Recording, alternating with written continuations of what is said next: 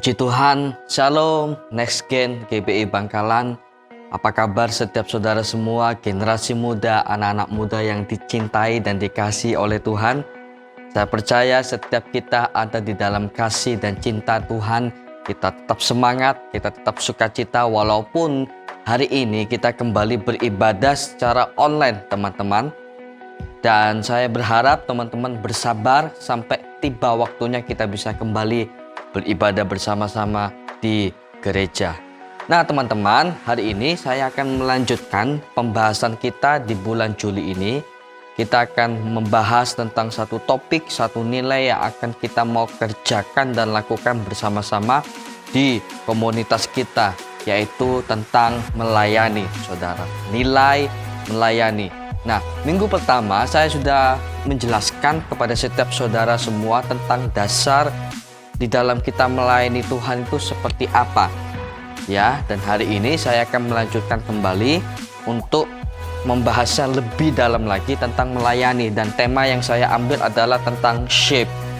Ya, shape. Nah, sebelum itu teman-teman, saya mengucapkan selamat atas setiap teman-teman yang sudah memasuki tahun ajaran baru. Ya, gak terasa saudara sudah mulai bersekolah kembali, walaupun saudara harus bersekolah secara online, ya.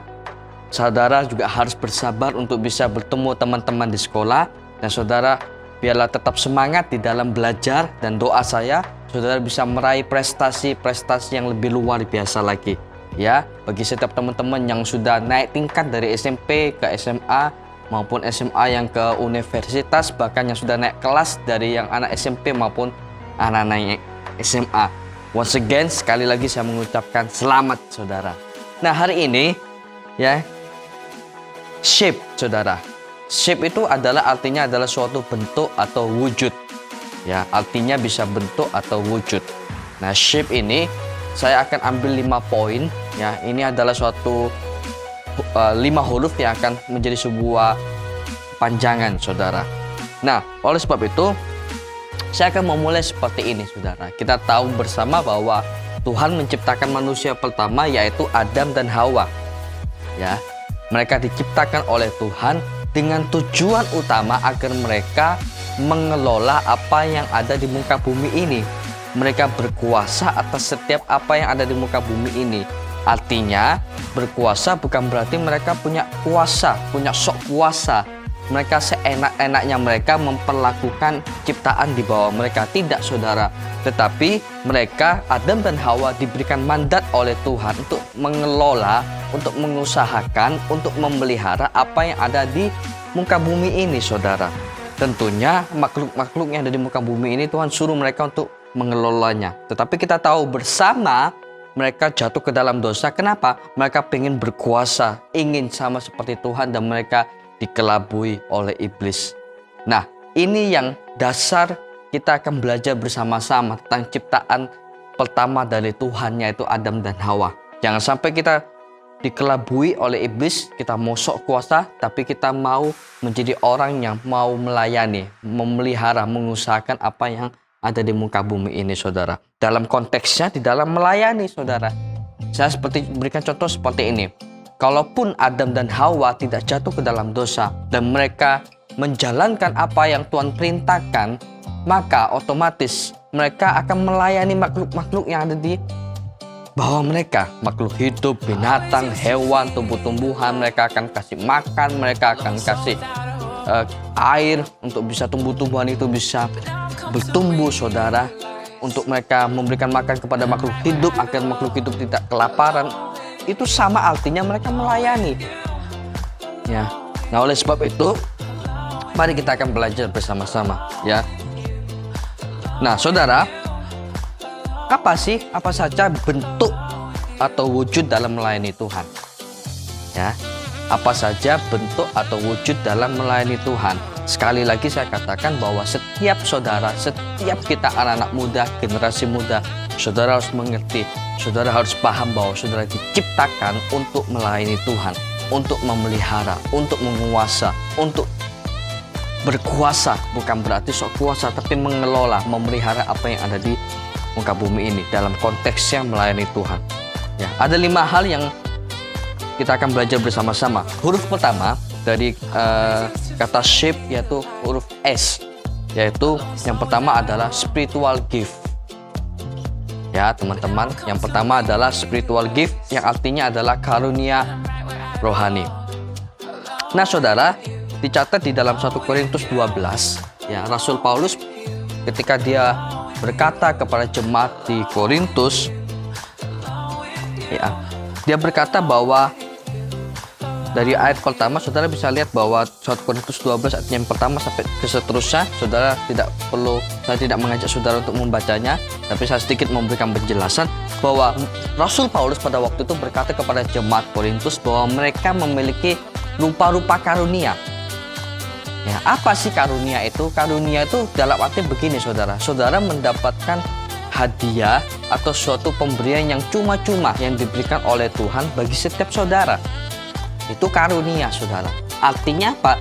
Karunia setiap orang berbeda-beda. Makanya Rasul Paulus berkata bahwa ada karunia untuk menyembuhkan, ada karunia untuk berbahasa roh, ada karunia untuk mengadakan sebuah mujizat dan lain sebagainya saudara.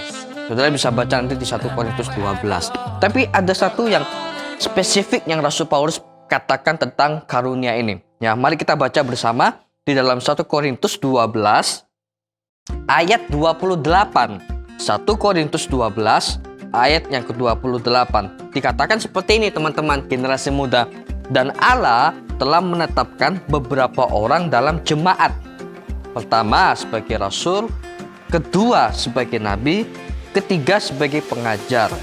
Selanjutnya mereka yang mendapat karunia untuk mengatakan mujizat, untuk menyembuhkan, untuk melayani, garis bawahi teman-teman, untuk melayani, ya, untuk memimpin dan untuk berkata-kata dalam bahasa roh. Lompat di 1 Korintus 14 ayat 12. Mari kita buka bersama 1 Korintus 14 ayat 12 berkata seperti ini. Demikian pula dengan kamu. Kamu memang berusaha untuk memperoleh karunia-karunia roh, tetapi lebih daripada itu hendaklah kamu berusaha mempergunakannya untuk membangun jemaat. Nah saudara, ini spesifiknya yang Rasul Paulus katakan kepada jemaat di Korintus, bahwa mereka mempunyai karunia untuk melayani. Saya bisa artikan begini saudara, secara natural, secara alami, karunia atau pemberian yang Tuhan berikan bagi setiap kita, khususnya di dalam melayani, sebenarnya natural itu sudah ada dalam diri kita. Secara alamiah itu sudah ada di dalam diri kita. Entah kita diajarkan oleh orang tua kita untuk melayani Tuhan, atau kita disuruh oleh orang tua kita untuk melayani Tuhan karena orang tua kita juga melayani Tuhan, ya, atau kita dimintai tolong di gereja untuk kita bisa melayani Tuhan. Itu secara alami, secara natural itu ada dalam diri kita, ya, di dalam melayani Tuhan. Nah, oleh sebab itu, kalau saudara menyadari bahwa karunia saudara, bahwa saudara punya karunia diberikan oleh cuma-cuma oleh Tuhan untuk melayani, ayo kita mempergunakan itu dengan sebaik-baiknya. Ya, jangan sampai kita mempermainkan, jangan sampai kita menyalahgunakan melayani itu dengan hal-hal yang tidak baik, saudara. Ya, nanti saya akan lebih jelaskan lebih dalam lagi tentang hal ini. Ya, ayo kita mempergunakan karunia ini. Dikatakan di situ di 1 Korintus 14 ayat 12 untuk membangun jemaat. Artinya apa? Kita harus mempergunakan karunia di dalam melayani Tuhan untuk membangun, bukan untuk menjatuhkan.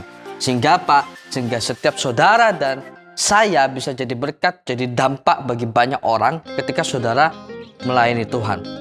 Karena saudara mempergunakan karunia ini dengan sebaik-baiknya untuk hormat kemuliaan nama Tuhan. Jadi yang pertama, bentuk dari wujud di dalam kita melayani Tuhan adalah kita harus menyadari bahwa kita punya karunia rohani di dalam diri kita, yaitu karunia melayani. Nah, yang kedua saudara, huruf yang kedua ya dari kata shape itu huruf H, yaitu heart, adalah hati, ya, heart yang adalah hati saudara. Amsal 4 ayat 23. Mari kita baca bersama. Amsal 4 ayat 23 berkata seperti ini. Jagalah hatimu dengan segala kewaspadaan, karena dari situlah terpancar kehidupan. Ya. Nah saudara, si Amsal ini ya, Amsal yang ditulis oleh Raja Salomo berkata seperti ini, jagalah hatimu dengan segala kewaspadaan karena dari situlah terpancar kehidupan. Sering kali kita mendengar bahwa ayo kita harus melayani dengan hati. Ya, melayani dengan hati. Nah, pertanyaannya adalah begini saudara, bagaimana kita bisa tahu bahwa kita sungguh-sungguh melayani dengan hati? Ayo, pikir teman-teman generasi muda, anak-anak muda. Bagaimana kita bisa tahu, bagaimana kita bisa mengerti, paham bahwa kita melayani dengan hati kita, dengan sungguh-sungguh. Nah, nanti akan ada beberapa pertanyaan yang akan saya ajukan, saudara bisa jawab di dalam hati setiap saudara. Indikator bagaimana saudara tahu bahwa saudara semua melayani dengan hati. Nah, saudara, di dalam ayat ini, maksud dari ayat ini adalah kita harus jaga hati kita dengan baik-baik. Ya, tentunya di dalam melayani Tuhan harus jaga hati. Ibarat kata kalau saudara gak mood nih ya melayani Tuhan, ya, saudara kan asal-asalan. Oleh sebab itu, jaga hati kita, saudara. Sehingga apa? Sehingga terpancar kehidupan. Artinya terpancar kehidupan itu kehidupan seperti apa? Kehidupan yang penuh dengan damai, kehidupan yang penuh dengan sukacita, kehidupan yang penuh dengan semangat. Karena apa? Kita mau menjaga hati kita, saudara. Ya. Nah, ingat saudara, saya teringat dari sebuah pujian berkata seperti ini, saudara. Di hati inilah rumahmu, di hati inilah baitmu, dimanapun ku kan berada, senantiasa kau pun ada. Di hati ini adalah rumahmu, rumah Tuhan. Artinya ayo kita mau jaga hati kita dengan sebaik-baiknya, saudara. Ya. Ingat, ketika kita melayani Tuhan, seharusnya yang ada dalam diri kita adalah, ya, apakah kita 100% melayani Tuhan? Ya. Atau kita melayani Tuhan dengan setengah hati kita? Saya ulangi lagi, apakah kita melayani Tuhan dengan sepenuh hati kita, atau sebaliknya kita melayani Tuhan dengan setengah hati? Ya. Ayo, ini menjadi perenungan bagi setiap kita, saudara. Ya. Lalu, ya, apakah pelayanan yang kita lakukan untuk Tuhan membuat kita semakin mengasihi Tuhan? Apakah pelayanan yang kita lakukan membuat kita semakin memiliki hati yang semakin mengasihi Tuhan? Apakah pelayanan kita juga membuat hati kita semakin mengasihi orang-orang yang ada di sekitar kita, keluarga kita, saudara kita, teman-teman kita, pasangan kita, ya. Ingat, saudara, kalau kita jaga hati kita 100% melayani Tuhan dengan sungguh-sungguh, ya, otomatis saudara akan mengasihi Tuhan, mengasihi orang-orang di sekitar saudara dengan segenap hati. Ya, maka firman Tuhan katakan, kasihlah Tuhan Allahmu, kasihlah sesamamu dengan segenap hatimu. Ya, dengan segenap jiwa, dengan segenap akal budi, saudara. Artinya apa? Kita gak boleh setengah-setengah di dalam melayani Tuhan. Yuk, kita setengah hati di dalam melayani Tuhan. Mengapa? Karena ketika kita melayani Tuhan sepenuh hati, dengan hati kita 100% melayani Tuhan dengan hati kita, percayalah saudara, kita gak akan gampang kecewa. Kita gak akan gampang sakit hati, kita gak akan gampang pahit hati, kita gak akan gampang marah, ya. Karena apa? Mungkin karena orang-orang di sekitar kita menjengkelkan kita, kita mau sungguh-sungguh melayani Tuhan dengan hati 100%, tapi ada saja yang mungkin yang membuat kita ini jengkel, karena orang itu menjengkelkan hati kita. Kita gak akan gampang kecewa, sakit hati, dan lain sebagainya. Kenapa? Karena kita mau menjaga hati kita 100% di dalam melayani Tuhan. Ya, ayo saudara, kita mau belajar sama-sama hal ini. Gak gampang saudara jaga hati itu. Gak gampang, tapi saya percaya Tuhan yang memampukan setiap kita. Kalau kita meminta kepada Tuhan, kalau hati kita tulus, hati kita murni 100% melayani Tuhan, maka Tuhan akan memampukan, Tuhan akan menguatkan kita semuanya. Ya, ini yang kedua, saudara. Huruf yang ketiga, ya, dari kata shape ini, ya, apa sih bentuk atau wujud di dalam melayani Tuhan? Yaitu yang ketiga, ability, ya, yang artinya adalah kemampuan, saudara. Jadi yang kedua adalah hati, yang ketiga adalah kemampuan. Saya teringat dari kisah dalam Alkitab, saudara. Ya, di dalam Perjanjian Baru kita sering dengar juga, saudara, mungkin generasi muda, anak-anak muda pernah baca kisah ini tentang perumpamaan tentang talenta, saudara. Kita tahu bersama si Tuan ini memberikan masing-masing talenta kepada setiap hambanya berbeda-beda. Ada yang 1, ada yang 3, ada yang 5. Mungkin kita bertanya, loh, kenapa kok bisa berbeda-beda talenta yang diberikan itu? Ada yang 1, ada yang 3, ada yang 5. Sebenarnya, saudara, Tuhan itu tidak membedakan berapa yang diberikan talenta tersebut, saudara. Ya, tetapi si Tuhan ini melihat, paham, mengerti bahwa setiap hamba ini mempunyai kemampuan, mempunyai talenta yang berbeda-beda satu dengan yang lainnya, saudara. Ya. Sehingga apa? Ada yang diberikan 1, 3, dan 5. Kita lihat bersama.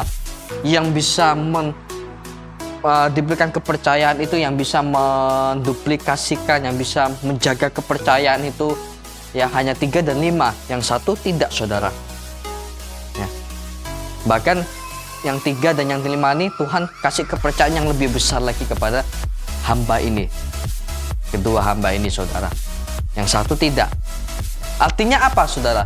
Bukan kemampuan atau talenta atau potensi yang ada dalam diri kita, itu bukan bicara tentang kuantitas, ya, bukan seberapa kecil dan seberapa banyak saudara mampu melakukan segala sesuatu di dalam melayani Tuhan. Bukan, saudara, tetapi kualitasnya, saudara. Ya, kualitas di dalam melayani Tuhan, kualitas di dalam kemampuan kita melayani Tuhan itu seperti apa, saudara? Boleh kita bisa mampu nih satu hal kita melayani Tuhan. Misalnya kita punya talenta bermain musik, main drum, saudara, contohnya. Kalau kita mau tekunin terus, saudara, kemampuan ini, percayalah, saudara, maka saudara, kualitas saudara akan lebih baik lagi. Dan saudara akan berpikir untuk lebih lagi belajar hal-hal yang lain, saudara. Ingat, di dalam melayani Tuhan tidak hanya hati yang harus ada, tapi juga kemampuan harus ada di dalam diri kita, saudara. Ya, kemampuan. Ya. Yuk kita baca bersama-sama di dalam Matius 25 ayat 23. Ya. Matius 25 ayat 23 berkata seperti ini. Maka kata tuannya itu kepadanya, baik sekali perbuatanmu itu, hai hambaku yang baik dan setia. Engkau telah setia memikul tanggung jawab. Ya, garis bawahi, tanggung jawab dalam perkara yang kecil. Aku akan memberikan kepadamu tanggung jawab dalam perkara besar. Masuklah dan turutlah dalam kebahagiaan Tuhanmu. Ya, Tuhan senang kita memaksimalkan kemampuan yang kita miliki. Ya, selagi saudara masih muda, perjalanan saudara masih panjang. Ayo kita mau terus tingkatkan kemampuan kita. Ya, kita mau terus tingkatkan talenta, potensi yang saudara miliki dengan maksimal, dengan sebaik-baiknya untuk melayani Tuhan. Sehingga apa? Semuanya untuk hormat kemuliaan nama Tuhan. Dan percayalah, saudara, Tuhan bahagia, Tuhan senang kita melihat bahwa apa yang Tuhan berikan bagi setiap saudara dan saya. Ya, saya bersaksi, saudara, di masa-masa corona ini saya juga belajar hal-hal yang sebenarnya saya kurang paham, tapi perlahan saya mulai belajar dalam bidang itu, sehingga pelan-pelan saya mulai bisa, saudara. Ya, contohnya dalam bidang editing, saudara, editing video. Ya, selama corona ini ibadah online, ya, saya terus belajar. Ya, kenapa? Tidak ada salahnya kita belajar, saudara. Ayo kita mau terus belajar, tingkatkan kemampuan saudara, tingkatkan talenta saudara, tingkatkan potensi saudara di dalam melayani Tuhan. Ya. Amin, generasi muda, amin anak-anak muda. Ya, itu yang ketiga saudara. Yang keempat, ya, huruf yang keempat yaitu dari kata shape, yaitu P, yang artinya adalah personality. Apa sih personality? Personality itu adalah kepribadian. Ya, kepribadian. Mari kita baca 1 Korintus 12 ayat yang ke-6. 1 Korintus 12 ayat yang ke-6. Berkata, dan ada berbagai-bagai perbuatan ajaib, tetapi Allah adalah satu yang mengerjakan semuanya dalam semua orang. Ada berbagai-bagai perbuatan yang ajaib, tapi Tuhan yang mengerjakan untuk semua orang. Ya. Nah saudara, ada istilah yaitu impersonate saudara. Ya, ini menarik saudara. Istilah impersonate ini adalah suatu cara untuk menirukan orang lain, ya, mungkin dari gayanya atau mimik mukanya atau suaranya. Jadi orang itu mau menirukan sehingga betul-betul persis seperti orang tersebut. Ada, kalau kita lihat di berita sekarang ini, ada yang orang yang mirip seperti Pak Jokowi, ya, mimik mukanya itu impersonate saudara. Ada juga yang mirip dengan suaranya, ya. Salah satu artis Indonesia yang bernama Gilang Dirga saudara, artis muda. Dia ini mengimpersonate beberapa macam suara orang dengan nyanyi, dengan berbicara saudara. Ya, itu yang membuat lucu dan membuat dia terkenal, dan dia itu menjadi profesi dia saat-saat ini. Dia tidak hanya menjadi seorang komedian, host, tapi dia juga bisa mengimpersonate atau bisa menirukan suara orang. Ya. Nah, personality saudara, hal ini menarik saudara kalau kita bicara tentang kepribadian. Ya. Kita mempunyai kepribadian yang berbeda satu dengan yang lainnya. Bahkan di Alkitab, ya, memberikan kepada kita banyak bukti bahwa ada beberapa jenis kepribadian. Saya sebut Petrus nih, dia adalah seorang sanguin. Paulus, dia seorang kolerik. Ya, Yeremia adalah seorang melankolik, ya. Dan jika kita melihat perbedaan kepribadian dalam diri ke-12 murid, ya, kita bisa melihat mengapa mereka kadang-kadang terlibat konflik antar pribadi. Artinya begini saudara, dengan berbagai macam kepribadian, ya, satu orang itu punya pribadi A, misalnya kolerik, satunya melankolik, satunya saungin, ada yang introvert, ada yang ekstrovert saudara. Ya. Mereka mempunyai kepribadian yang berbeda satu sama yang lain. Terkadang konflik itu terjadi, masalah itu terjadi di dalam melayani Tuhan karena tidak adanya saling menghargai, saling menghormati bahwa setiap orang mempunyai kepribadian satu dengan yang lainnya berbeda, saudara. Ya. Nah, contohnya nih ya, saya berikan contoh. Kepribadian Anda akan mempengaruhi bagaimana dan di mana Anda memakai karunia dan kemampuan rohani Anda. Ya. Misalnya nih ya, dua orang itu mempunyai karunia yang sama. Anggaplah bermain musik, sama-sama main keyboard, ya, di dalam melayani Tuhan. Ya.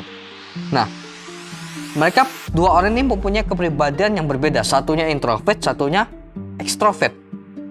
Berarti, ya, jika satu adalah seorang introvert dan yang lainnya adalah ekstrovert, ya, satu introvert, satu ekstrovert, karunia itu akan diekspresikan dengan cara yang berbeda. Kemampuan tersebut akan diekspresikan dengan cara yang berbeda.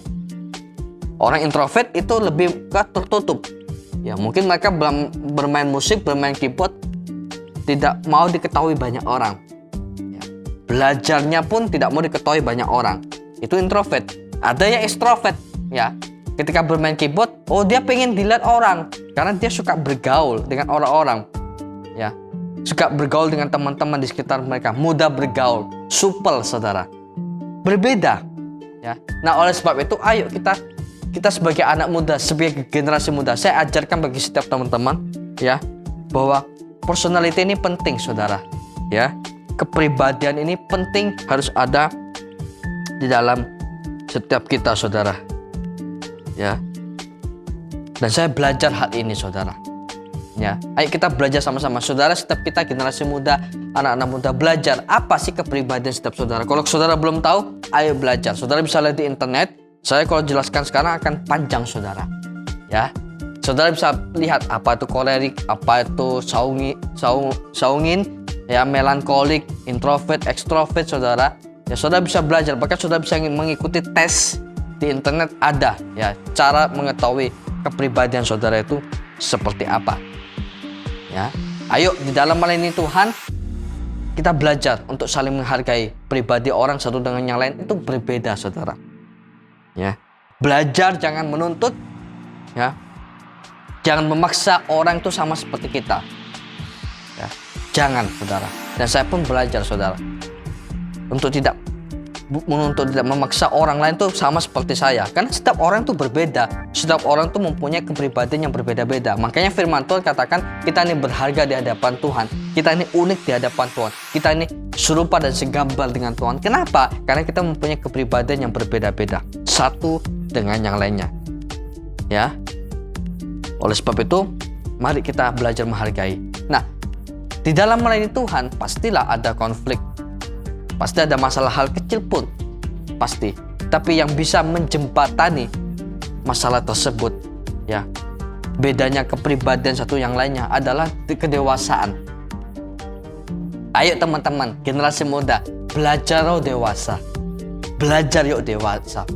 Ya, jangan sampai kepribadian yang berbeda itu yang membuat kita terjadi konflik. Ya, orang yang dewasa itu orang yang mengalah, saudara. Dalam melayani Tuhan, pastilah ada yang gak cocok satu dengan yang lainnya, atau kurang cocok. Ya. Oh, mungkin pribadi A ini gak bisa dikasih tahu dan lain sebagainya, saudara. Ayo, sikapi dengan sikap yang dewasa. Ya, sehingga apa? Sehingga konflik itu tidak terjadi. Sehingga masalah itu tidak terjadi di dalam kehidupan kita, saudara. Ya. Jadi yang keempat, yaitu huruf yang keempat adalah personality. Yang terakhir, yang kelima, huruf yang kelima dari kata shape, yaitu E, yang adalah experience. Ya, experience yang artinya adalah pengalaman, saudara. Ini yang terakhir, saudara. Di dalam kita melayani Tuhan, kita pasti punya pengalaman. Ya, pengalaman baik atau buruk. Ya, pengalaman suka atau duka. Ya, pengalaman mungkin kita mengalami kecewa, ya, dan lain sebagainya. Itu hal yang lumrah yang terjadi di dalam pelayanan kita ketika kita melayani Tuhan, saudara. Ya, tapi saya ingin katakan begini, jadikan pengalaman-pengalaman itu adalah sebagai kesaksian hidup setiap saudara semua. Jadikan pengalaman-pengalaman itu menjadi sharing, saudara mau berbagi bagi orang banyak. Ya. Saya pun, saudara, di dalam melayani Tuhan, saya melayani Tuhan dari SMP, saudara. Saya ingat sampai sekarang. Ya, bukan berarti saya tidak punya pengalaman-pengalaman yang tidak baik. Saya pernah mengalami itu. Saya pernah kecewa. Saya pernah luka, saudara. Tapi saya tidak mau sampai sakit hati. Saya tidak mau sampai pahit hati. Saya pernah marah, saudara. Ya, pengalaman-pengalaman itu yang mengajarkan saya untuk jadi dewasa. Ya, pengalaman-pengalaman itu mengajarkan buat saya untuk semakin bertumbuh, berbuah, saudara. Ya, ayo, saudara, kita mau belajar sama-sama hal ini. Ya, di dalam kita melayani Tuhan. Ya. Mungkin juga ada pengalaman pribadi kita bersama Tuhan. Ya, pengalaman dalam diri kita, dalam hubungan sosial dengan orang, dan juga pengalaman kita ketika kita bersama Tuhan, saudara.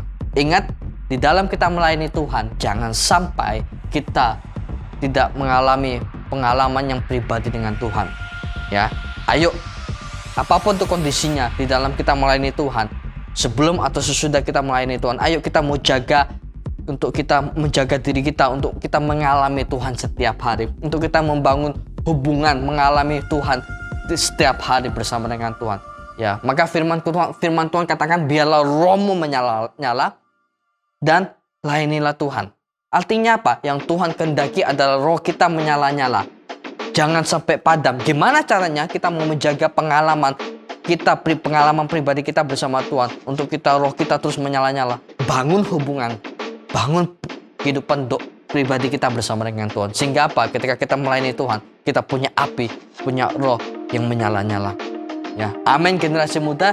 Hari ini kita sudah belajar ada 5 hal ya yang bisa kita belajar tentang apa saja bentuk atau wujud dalam melayani Tuhan. Saya mengajak setiap saudara semua, generasi muda, Next Gen GBI Bangkalan, ayo saudara bertumbuh, milikilah nilai serving di dalam kehidupan kita, nilai melayani dimanapun setiap saudara berada, sehingga saudara bisa menjadi dampak, menjadi terang, menjadi berkat dimanapun saudara berada, untuk hormat kemuliaan nama Tuhan Yesus Kristus. Amin. Dan Tuhan Yesus memberkati setiap saudara semua. Mari kita berdoa bersama-sama. Bapa di surga, terima kasih untuk firman yang sudah kami dengar pada sore hari ini Tuhan. Kami tahu Tuhan bahwa Engkau menciptakan kami unik, berharga, sesuai dengan gambar dan rupa-Mu Tuhan. Oleh sebab itu Tuhan, kami belajar untuk kami mempergunakan karunia melayani ini dengan sebaik-baiknya Tuhan. Ajar setiap kami untuk kami dibentuk oleh Engkau Tuhan, untuk kami di dalam melayani-Mu, melayani Engkau dengan sepenuh hati kami, melayani Engkau dengan segenap hati kami Tuhan, melayani Engkau dengan kemampuan yang maksimal, dengan talenta yang maksimal Tuhan, untuk hormat kemuliaan nama-Mu Tuhan Yesus. Tuhan, biar kami mau jaga hati kami dengan segala kewaspadaan, karena dari situlah terpancar kehidupan Tuhan. Hamba berdoa bagi setiap anak-anak muda-Mu Tuhan, generasi muda, generasi penerus yang ada di komunitas ini Tuhan, mereka mau terus bertumbuh, mereka terus bersemangat di dalam melayani-Mu Tuhan, dimanapun mereka berada. Terima kasih Tuhan, kami percaya Tuhan, biarlah corona ini bisa cepat berlalu Tuhan, sehingga kami bisa kembali beraktivitas secara normal, dan kami bisa dapat kembali beribadah di gereja Tuhan, bersama-sama memuji dan menyembah Engkau Tuhan. Terima kasih Bapa, Engkau berkati anak-anak muda-Mu di dalam studi mereka, sekolah mereka, apapun yang mereka kerjakan dan lakukan Tuhan, Engkau yang tuntun, Engkau yang sertai, ada hikmat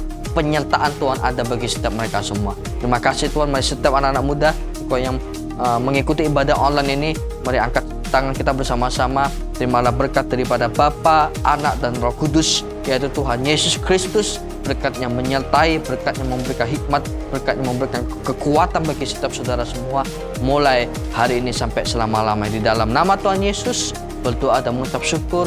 Haleluya. Amin. Tetap sehat, tetap kuat, dan tetap semangat.